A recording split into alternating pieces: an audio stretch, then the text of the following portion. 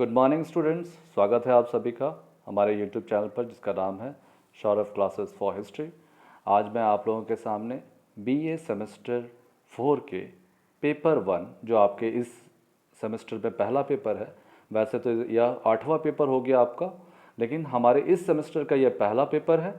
इस पेपर का नाम है rise of modern west CC8 rise of modern west 2। ठीक है, इसका जो पहला है कंटेंट उसमें हमें पढ़ना है 17th सेंचुरी यूरोपियन क्राइसिस, 17वीं शताब्दी का यूरोपीय समस्याएं, जिसके अंतर्गत हमें आर्थिक, सामाजिक और राजनीतिक आयामों के बारे में चर्चा करनी है। इसके पश्चात देखें तो हमारा जो दूसरा यूनिट है उसमें द इंग्लिश रेवोल्यूशन अर्थात अंग्रेज़ी क्रांति, उसके अंतर्गत मेजर इश्यूज, प्रमुख समस्याएं या कारण, पॉलिटिकल एंड इंटेलेक्चुअल करेंट्स यानी राजनीतिक और बौद्धिक कारण, इन सब विषयों की चर्चा करनी है। तीसरा यूनिट हमारा है रेनेसा इन 70th सेंचुरी, 17वीं शताब्दी में पुनर्जागरण।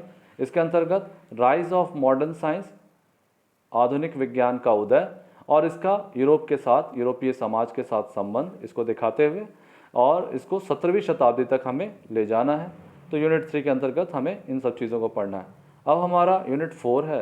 यूनिट 4 में हमें मर्केंटलिस्ट एंड यूरोपियन इकोनॉमी अर्थात वाणिज्यवाद और यूरोपीय अर्थव्यवस्था, इस विषय को देखना है। इसमें 17वीं और 18वीं शताब्दी के घटनाक्रम को हमें ध्यान में रखते हुए पढ़ाई करनी है।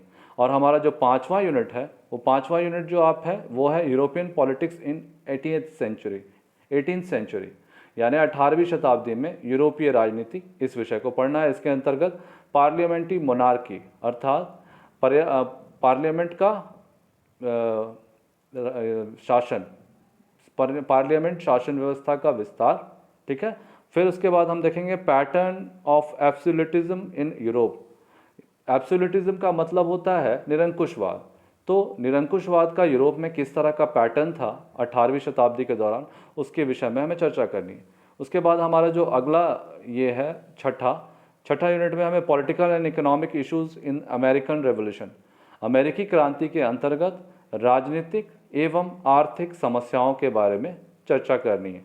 और अंततः जो हमारा 7वां यूनिट है उसके अंतर्गत प्रिल्यूड्स टू द इंडस्ट्रियल रेवोल्यूशन। प्रिल्यूड्स का मतलब होता है भूमिका, प्रस्तावना। तो औद्योगिक क्रांति की भूमिका या प्रस्तावना से संबंधित प्रश्न हमें इस अध्याय में देखने को मिलेंगे। तो कुल मिलाकर हम देखें तो कुल मिलाकर इसमें 7 अध्याय हैं। 7 अध्यायों में अगर हम प्रश्नों का देखें तो कम से कम 20 से 25 क्वेश्चन इस चैप्टर से निकलेंगे और लगभग हमारा सारा सिलेबस कंप्लीट हो जाएगा। तो हम इस सिलेबस कंटेंट को आज आप लोगों के सामने प्रस्तुत कर रहे हैं। अब हम इसका क्लास प्रत्येक विषय का एक एक करके हम यूट्यूब चैनल पर अपलोड करते चले जाएंगे। आप उनको वहाँ से देखिएगा, उसको वहाँ से राइट डाउन कर लीजिएगा और हम अपने जो ऑनलाइन क्लासेस मिलेंगे उस ऑनलाइन क्लासेस में उनके बारे में एक एक टॉपिक करके डिस्कशन करेंगे। तो इसी के साथ मैं आज की बातों को यहाँ विराम दूंगा और उम्मीद करता हूँ कि आप अपने सिलेबस को अच्छी तरह से पूरा करेंगे और अच्छे से पढ़ेंगे। और मेरी शुभकामनाएं हैं आप सभी को इस सेमेस्टर के लिए, सेमेस्टर 4 वाले बच्चों के लिए। तो आज के लिए बस इतना ही। धन्यवाद।